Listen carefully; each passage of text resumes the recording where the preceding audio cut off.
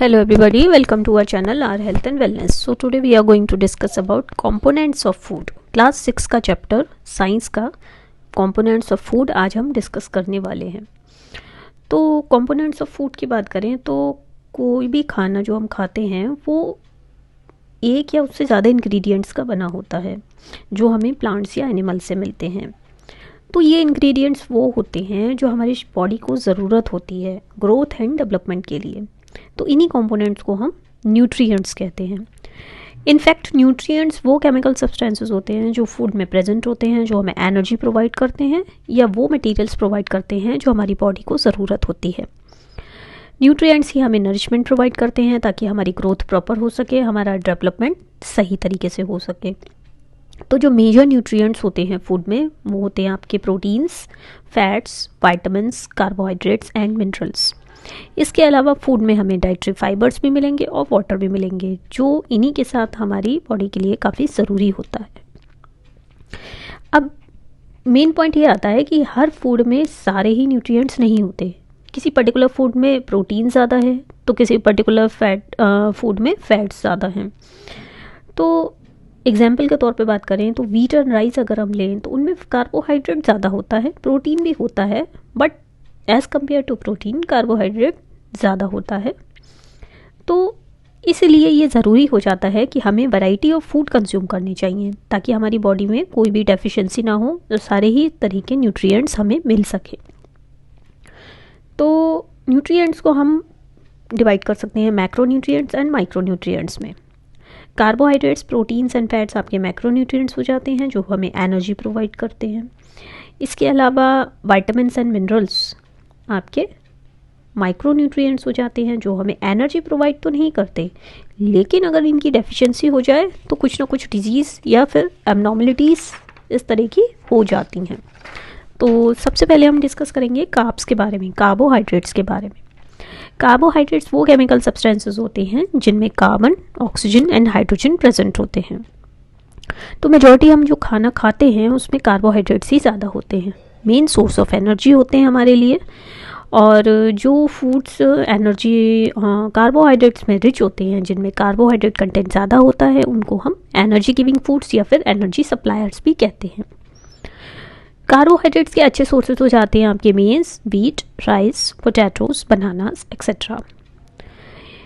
Carbohydrates को further classify करें तो ये दो टाइप्स में डिवाइडेड हो जाते हैं आपके simple carbohydrates and complex carbohydrates.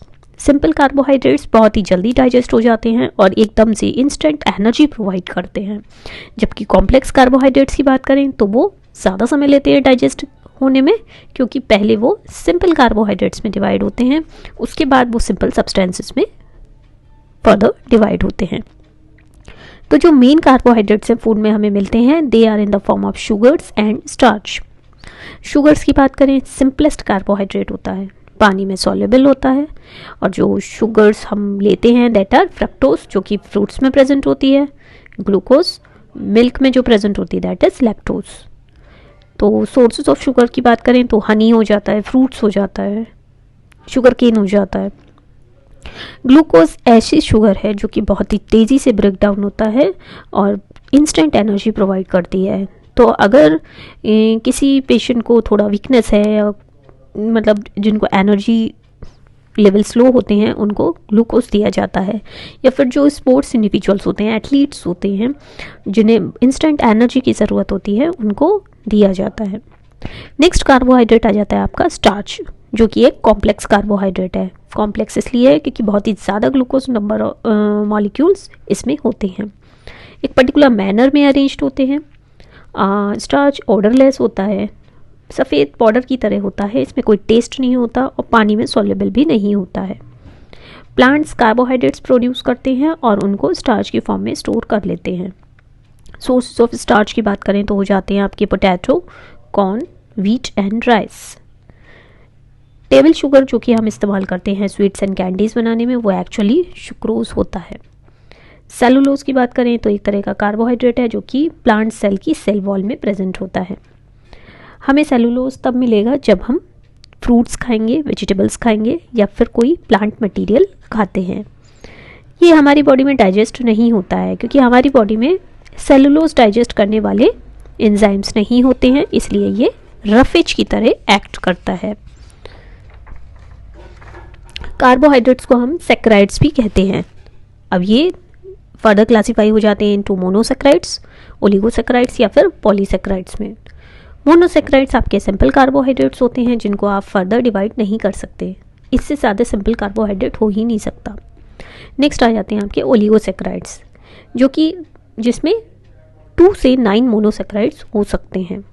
अब डिपेंड करता है कितने मोनोसैकराइड्स हैं। ओलिगोसैकराइड्स को डाइसैकराइड्स भी हो सकती हैं, आपकी ट्राइसैकराइड्स भी हो सकती हैं। डाइसैकराइड्स में मोनोसैकराइड्स के 2 मॉलिक्यूल्स होते हैं, जबकि ट्राइसैकराइड्स में मोनोसैकराइड के 3 मॉलिक्यूल्स होते हैं। तो ओलिगोसैकराइड्स वो हो जाते हैं जिसमें 2 से 9 मोनोसैकराइड्स हो सकते हैं। पॉलीसैकराइड्स की बात करें तो ये कॉम्प्लेक्स कार्बोहाइड्रेट्स हैं जो कि पॉलीमराइजेशन से बनते हैं। किसके पॉलीमराइजेशन से बनते हैं? मोनोसैकराइड मोनोमर के पॉलीमराइजेशन से बनते हैं। इसका एग्जाम्पल हो जाता है स्टार्च, जो कि एक पॉलीसैकराइड है। नेक्स्ट आ जाता है फैट। अब फैट्स जो होते हैं कार्बोहाइड्रेट्स की तरह ही कार्बन, हाइड्रोजन और ऑक्सीजन के बने होते हैं। इनको energy giving components of food भी कहते हैं। फैट्स हमारी बॉडी में स्टोर हो जाते हैं ताकि आगे कभी ज़रूरत हो, फ्यूचर में कभी ज़रूरत हो तो हम इनका इस्तेमाल कर सकें। इसीलिए फैट्स को हम एनर्जी बैंक्स भी बोलते हैं। फैट्स कार्बोहाइड्रेट और प्रोटीन से ज़्यादा एनर्जी देते हैं। 1 ग्राम ऑफ फैट आपको इतनी ही एनर्जी देगा जितना 2 ग्राम कार्बोहाइड्रेट दे सकता है या फिर 2 ग्राम्स प्रोटीन दे सकते हैं। हमारी बॉडी यूज़ करती है कार्बोहाइड्रेट ज़्यादा आसानी से as compare to fats for producing energy, क्योंकि होता क्या है, फैट को ब्रेक डाउन करने में बॉडी में ज़्यादा टाइम लगता है as compare to break down of carbohydrates. Fats हमें मिलते हैं प्लांट सोर्सेज से भी और एनिमल सोर्सेज से भी। तो प्लांट सोर्सेज ऑफ फैट की बात करें तो हो जाते हैं आपके groundnut, sunflower, coconut, mustard etcetera. और एनिमल सोर्स ऑफ फैट की बात करें तो आपके एग्जांपल्स हो जाते हैं butter and ghee. Animal fat के नॉन वेजिटेरियन सोर्सेज हो जाते हैं आपके मीट एंड फिश, और चीज़ भी एक अच्छा सोर्स ऑफ एनिमल फैट होता है। नट्स में भी ऑयल्स एंड फैट्स प्रेजेंट होते हैं, जैसे हम यूज़ करते हैं groundnut oil, sunflower oil, coconut oil, mustard oil, तो इनमें भी ऑयल्स एंड फैट्स होते हैं। एक एडल्ट को लगभग 70 to 80 grams of fats per day की ज़रूरत रहती है। हमारा ब्रेन काम नहीं कर पाएगा अगर हम फैट्स बिल्कुल ही कंज्यूम नहीं करेंगे। तो जब हम कार्बोहाइड्रेट्स अपनी बॉडी रिक्वायरमेंट से ज़्यादा ले लेते हैं तो ये फैट्स में कन्वर्ट हो जाते हैं, या हमारी स्किन के अंदर स्टोर हो जाते हैं, या फिर फैट हमारे कुछ ऑर्गन्स हैं, बॉडी ऑर्गन्स, उसके आसपास जमा हो जाते हैं। जैसे आइस के आसपास जमा हो जाएगा, लीवर में जमा हो जाएगा जिसको हम फैटी लीवर भी कहते हैं, या फिर हार्ट के आसपास जमा हो जाएगा, या किडनी के आसपास जमा हो जाता है। तो अगर फैट स्किन के अंदर जमा हो जाता है तो हमें वार्मथ प्रोवाइड करता है, और फैट अगर किडनी या आइज के आसपास जमा हो जाता है तो इन ऑर्गन्स को प्रोटेक्शन भी प्रोवाइड करता है। कैसे करता है कि शॉक एब्जॉर्बर की तरह काम करता है। फैट हमारी बॉडी के लिए एसेंशियल होते हैं, लेकिन अगर आप बहुत ज़्यादा फैट रिच फूड लेंगे तो आप ओवरवेट भी हो सकते हैं, कई बार ओबेसिटी भी हो जाती है। कई बार क्या होता है कि अगर आप एक्सेस फैट्स लेते हैं तो कोलेस्ट्रॉल डिपॉजिट हो जाता है आपकी आर्टरीज में, और वो उनका जो डायमीटर है वो कम हो जाता है। इससे क्या होता है, आर्टरीज में ब्लड का फ्लो बहुत ही मुश्किल हो जाता है, और इससे हार्ट डिजीज होने का रिस्क रहता है। जंक फूड को हम इसलिए कहते हैं क्योंकि उसमें कोई भी न्यूट्रिशन वैल्यू नहीं होती, सिर्फ फैट्स होते हैं और शुगर होते हैं। इसीलिए डॉक्टर्स आपको ज़्यादा आइसक्रीम, चॉकलेट, कैंडीज़, बर्गर्स या फिर कार्बोनेटेड ड्रिंक्स पीने को मना करते हैं, क्योंकि इससे आपका वज़न बढ़ सकता है। फैट्स पानी में इनसॉल्युबल होते हैं, लेकिन जो पोलर सोलवेंट्स होते हैं उनमें सॉल्युबल रहते हैं।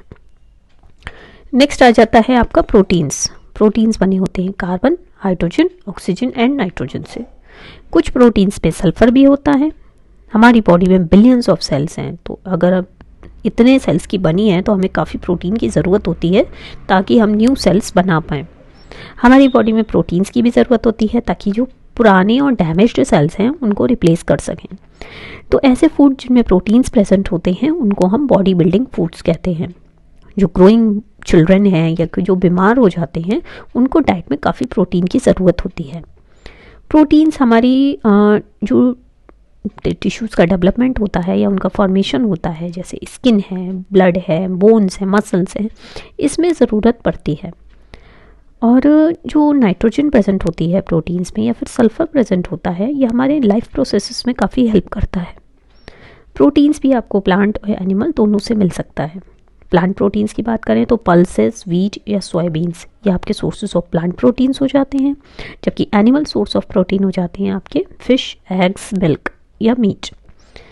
एनिमल प्रोटीन्स बेटर होते हैं प्लांट प्रोटीन से क्योंकि ये अच्छे से डाइजेस्ट हो जाते हैं बॉडी में। बट दिक्कत ये आती है एनिमल सोर्स ऑफ प्रोटीन में फैट कंटेंट काफ़ी ज़्यादा होता है।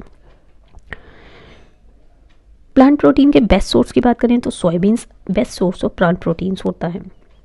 जो daily requirement of proteins for an adult होता है लगभग 60 ग्राम्स पर डे या फिर 1 ग्राम पर kilogram of body weight. Suppose करिए आपका बॉडी वेट 60 kg है तो आपको 60 ग्राम्स ऑफ प्रोटीन की ज़रूरत पड़ेगी। बच्चों की बॉडीज़ ग्रोइंग होती हैं इसलिए उनको पर किलोग्राम बॉडी वेट के हिसाब से ज़्यादा प्रोटीन की ज़रूरत रहती है। अगर हम अपने हेयर्स की बात करें, नेल्स की बात करें, मसल्स या स्किन की बात करें तो ये प्रोटीन्स के ही बने होते हैं, जबकि जो वुल है या सिल्क है ये भी प्रोटीन्स के बने होते हैं। प्रोटीन्स आपके मैक्रोमोलिक्यूल्स होते हैं जो कि long chain of amino acids के बने होते हैं। अगर अबंडेंस की बात करें तो they are the most abundant macromolecule of the cells. Carbohydrate ज़्यादा एनर्जी प्रोड्यूस करते हैं as compare to proteins and fats, इसलिए मतलब ज़्यादा तो नहीं कह सकते बट इंस्टेंट एनर्जी प्रोवाइड करते हैं। इनको जो ब्रेक डाउन है उसमें ज़्यादा टाइम नहीं लगता, इसीलिए जो माउंटेनियर्स होते हैं या लेबरर्स होते हैं, एथलीट्स हैं, तो उनको हाई कार्बोहाइड्रेट डाइट लेनी पड़ती है। अमीनो एसिड्स को क्लासीफाई करें तो ये इसेंशियल अमीनो एसिड्स भी होते हैं और नॉन इसेंशियल अमीनो एसिड्स होते हैं। इसेंशियल अमीनो एसिड्स वो होते हैं जो हमारी बॉडी में सिंथेसाइज नहीं होते, जिनको एक्सटर्नली सप्लाई करना पड़ता है, जबकि नॉन इसेंशियल अमीनो एसिड्स वो होते हैं जो कि अपने आप ही सिंथेसाइज हो जाते हैं बॉडी में। So that's all for the day. Thank you so much.